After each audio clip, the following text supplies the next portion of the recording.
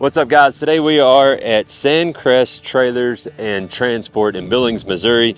We're shooting some content, here on site working with dealers. Sancrest was the top dealer for 2025 on fmax product, and so I thought it only appropriate when we saw these two units out here. This is their service line. They do a ton of service, just incredible capabilities in terms of servicing trailers, welding, all that good stuff.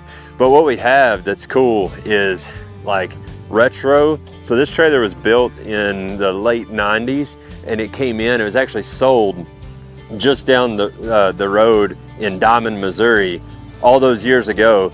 It's a Fleetneck, so it's the Diamond C fmax from, again, the late 90s. And this trailer has come in just to get typical service work. Got original axles. It's had tires, of course, over the years. They put a set of jacks on it not too long ago, but just a really cool testament. This guy was like, they just told us this morning, he's like, I will never, ever get rid of this trailer. And so, but what's really cool about this is you got this one, and then you've got a late model fmax. So this one is not very old.